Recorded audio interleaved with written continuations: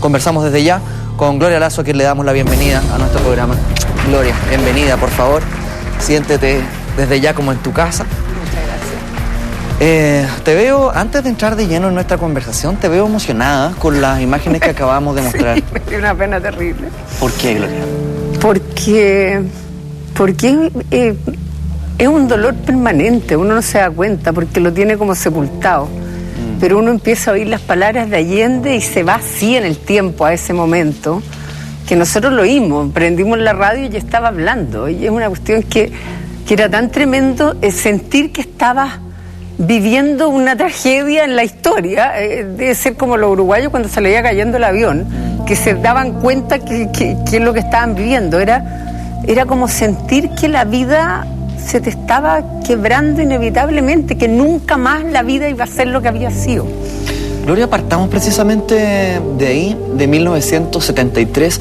¿En qué figurabas tú personal y profesionalmente en esa fecha? Yo estaba trabajando en el Canal 13, estaba haciendo una miniserie, estaba haciendo una miniserie de Néstor Castaño, entre el 73 y el 74.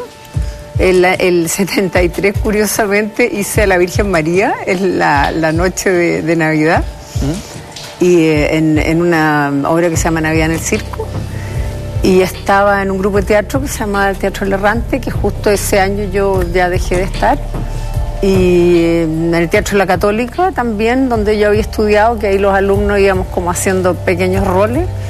Y en el fondo estaba metida en el cuento del teatro así profundamente. Comenzando tu carrera. Comenzando mi carrera, sí, yo había egresado hacía poquito y estaba como haciendo la damita joven. Era como la época donde uno hacía así como la niñita bonita del cuento.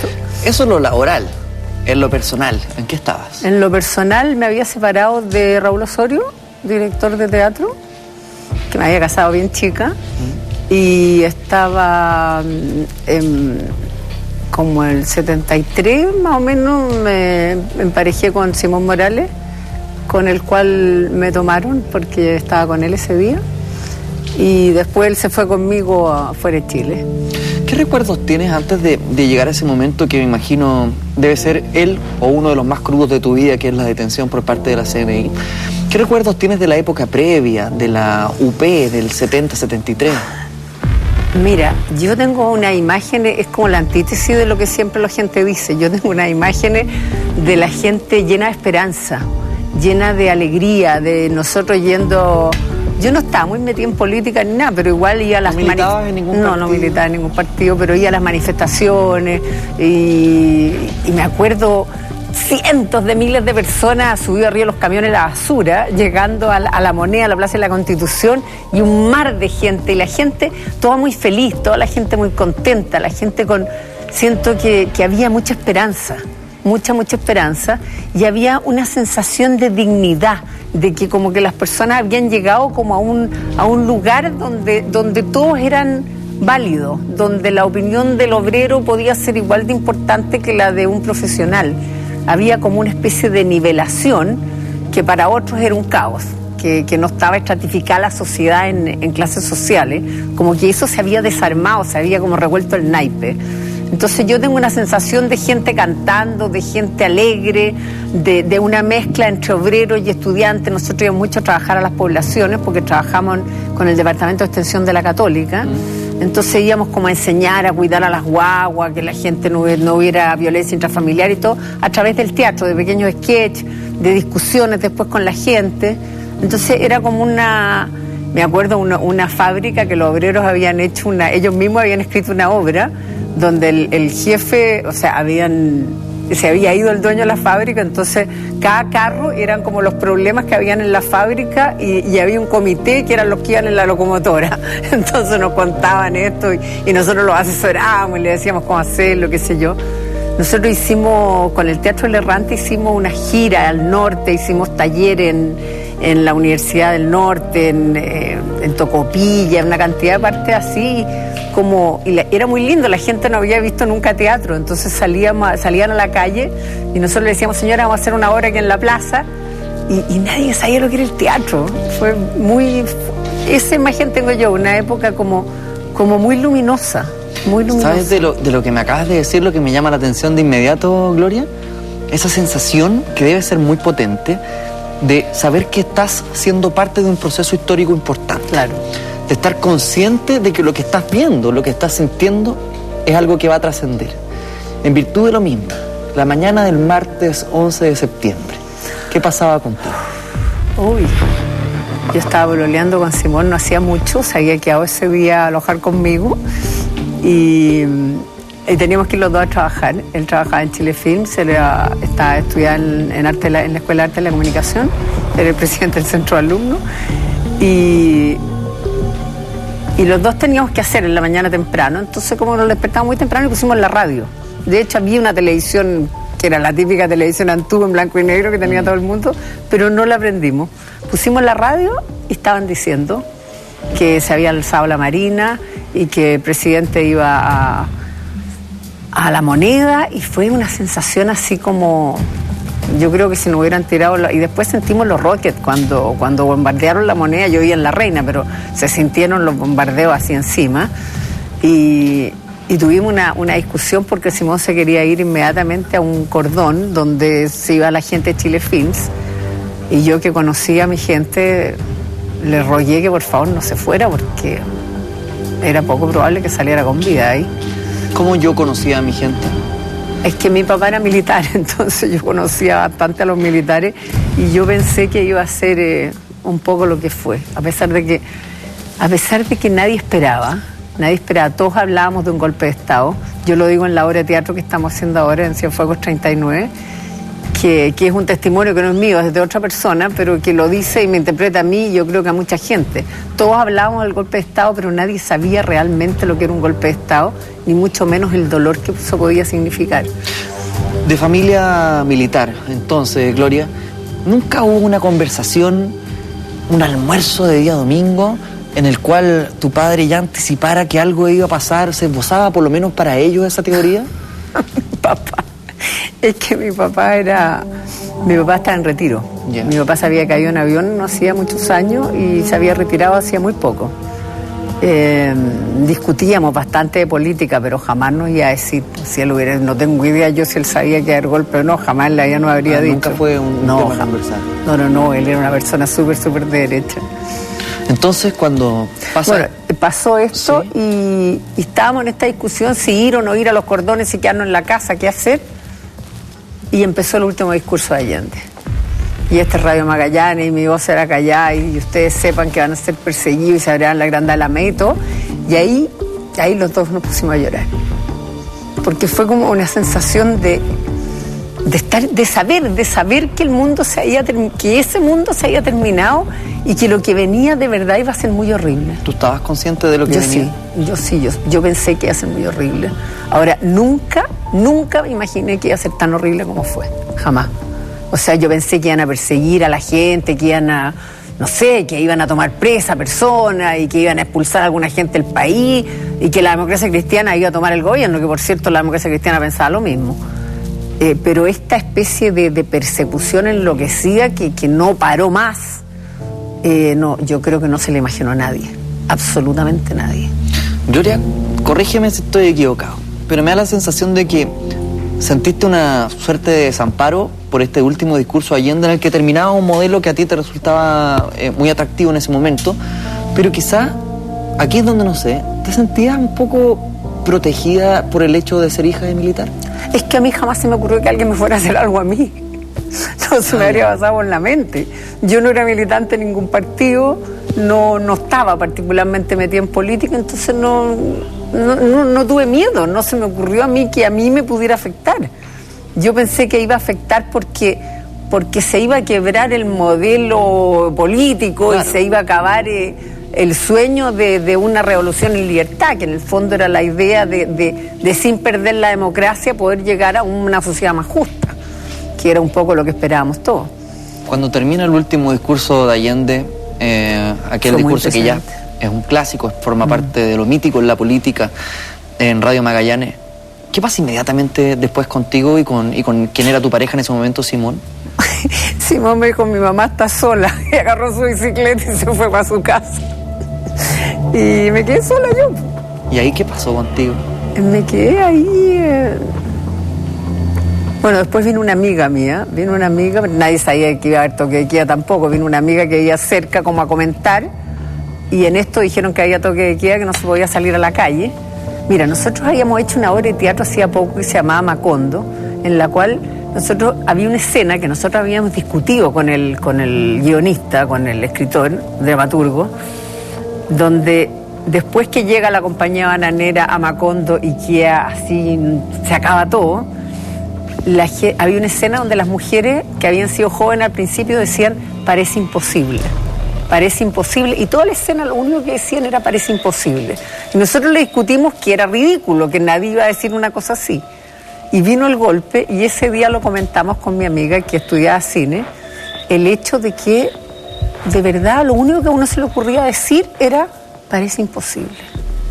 O sea, parece imposible que alguien un día te diga, no vas a salir nunca más de tu casa, hasta que yo lo diga. No puedes salir, no puedes... ¿Me entendí? Es una cosa que no estaba dentro de las coordenadas de uno. Debe ser como los indios cuando llegan a América, cuando llegaron los españoles, vieron las carabelas, o si acaso se bajan los extraterrestres el día de mañana y los tienen parados al frente. O sea, esa reacción desmesuradamente violenta, donde bombardearon la moneda y donde te dijeron no podéis salir porque te vamos a matar, fue una cuestión tan sobrecogedora porque no estaba dentro de tus posibilidades de imaginación. Yo creo que eso fue. ¿Primera vez que pudiste ver las imágenes del bombardeo? Sí, claro que me acuerdo. ¿Debe haber sido días posterior al 11? No, mucho tiempo después. ¿Mucho tiempo después? Las vi fuera de Chile. Mi otro marido, Patricio Guzmán, que hizo la batalla de Chile, y él tenía muchas imágenes del golpe, de hecho hizo 3 películas, y ahí yo vi de imágenes mucho tiempo. Pero esa... ¿Cuándo las viste? Siempre sobrecoge, siempre da una sensación de pena profunda, muy profunda. Es una sensación de, mira, yo le contaba esta mañana a Vladimir, nosotros teníamos un maestro que nos dijo, ¿sabe qué?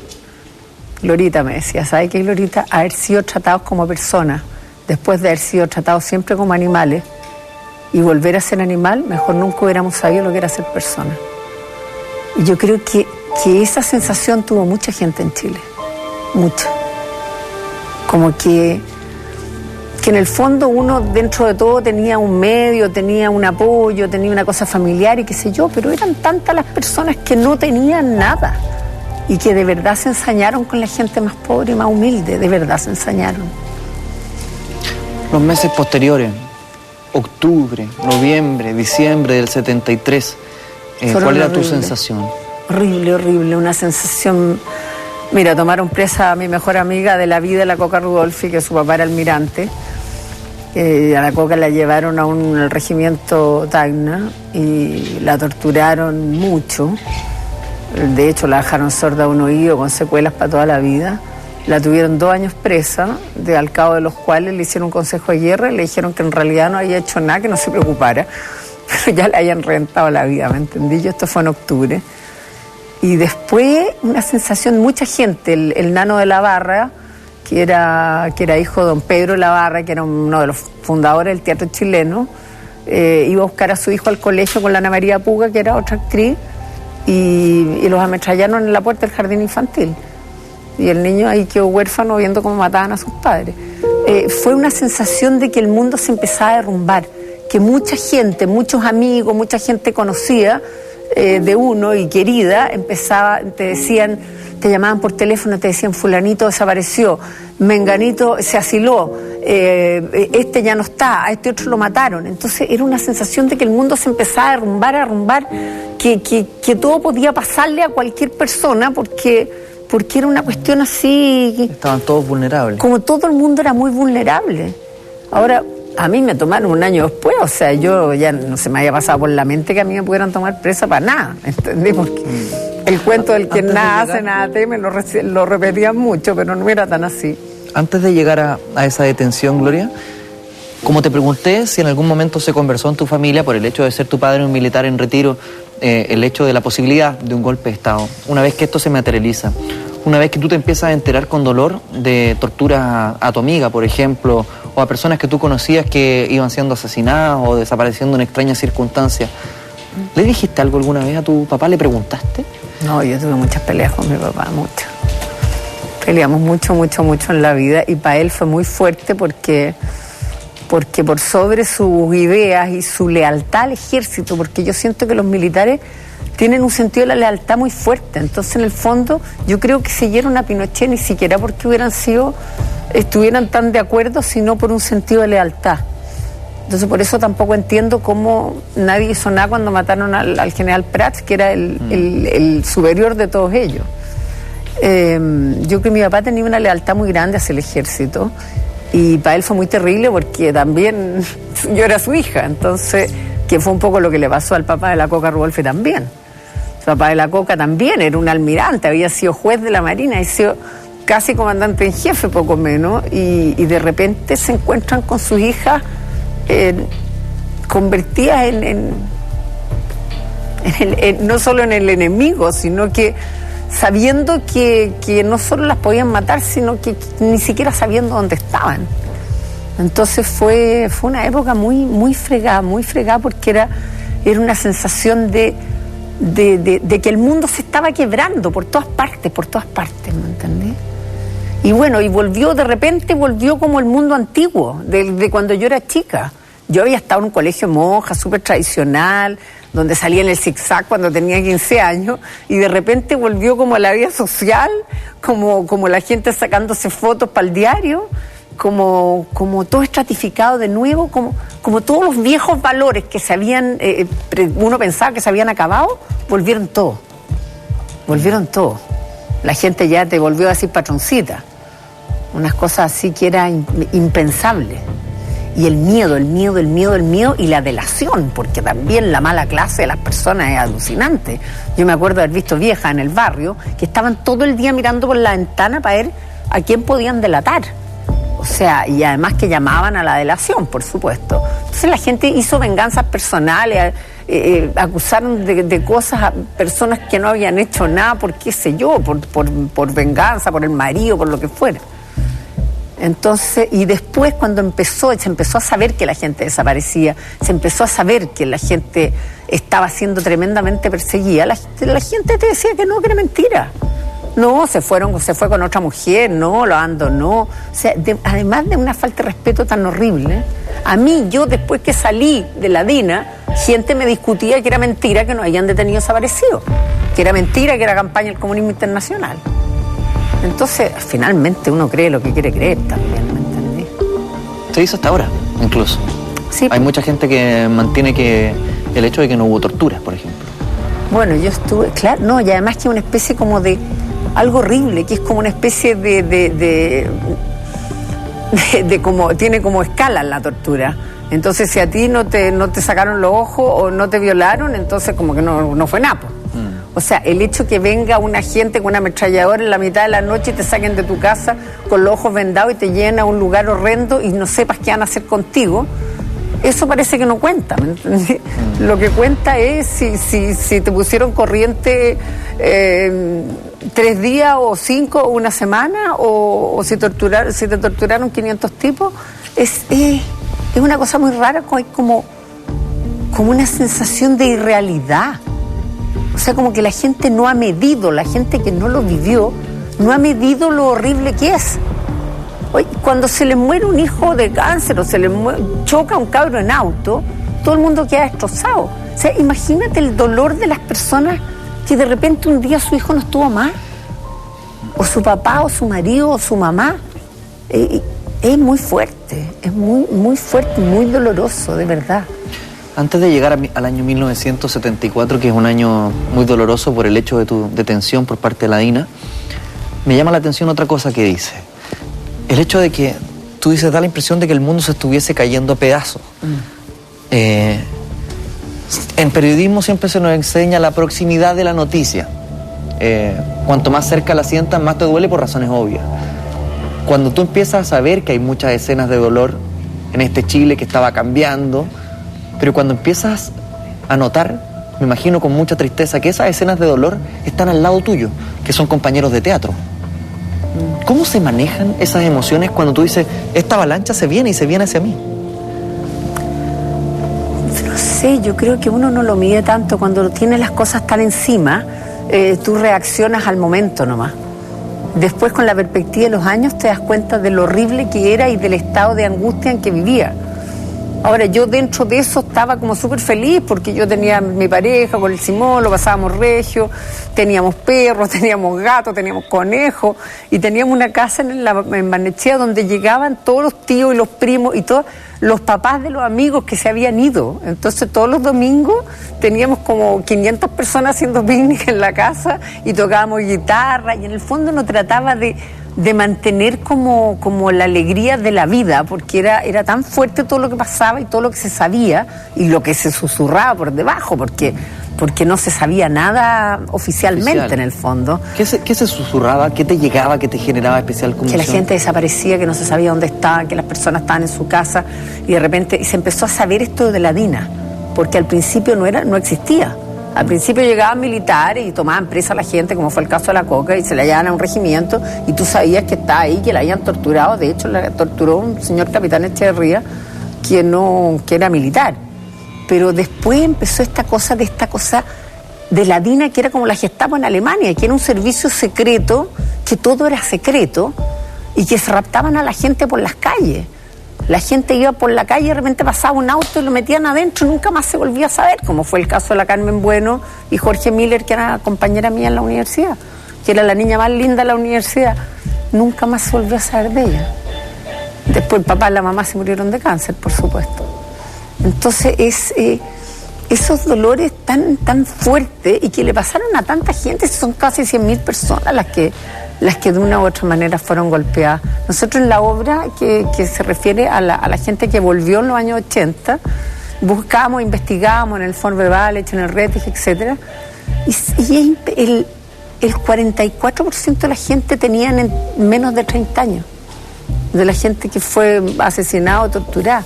O sea, en el fondo era una yo siento que fue una lucha como de los viejos valores, de la gente vieja, aunque hubiera sido joven físicamente, con el esquema viejo de vida, como Jaime Guzmán y compañía, que impusieron este modelo contra los otros que venían de mayo del 68, la Revolución Cubana, de cambiemos el mundo, soñemos que tomemos el cielo por asalto. Pasemos al año 1974. Dale. Un año especialmente duro para ti, porque esto que yo definía hace un rato como una avalancha, esta noticia llena de susurros cada vez más oscuros. Y la Coca presa, y no salía. Coca Eso fue tremendo, la Coca Rudolphy presa, y tampoco la podía ir a ver, porque no te decían que no fueras, porque se involucraba a la gente que iba a ver a los presos, después le podían hacer algo, entonces era toda una historia que nos escribíamos. Algo ahí, disculpa que te interrumpa. Tú me hablas de la Coca Rudolphy y de su detención, colega tuya, pero ¿tú sabías que ella estaba siendo torturada? Sí, porque ella me mandó a mí un mensaje con una persona. Me llegó un día una persona que yo no conocía y me dijo, te tengo que entregar algo, y me entregó una cuestión en la calle y se fue. Y era una carta de la Coca donde me contaba todo lo que le habían hecho, en un papelito así. Y era horrible. Carta, Gloria? Bueno, decía que le habían tenido un comunicado más de un mes, que le habían puesto corriente durante muchos días y que, bueno, un poco lo que había vivido, pero que estaba bien, que no me preocupara, que ella estaba súper bien y que ella es muy positiva.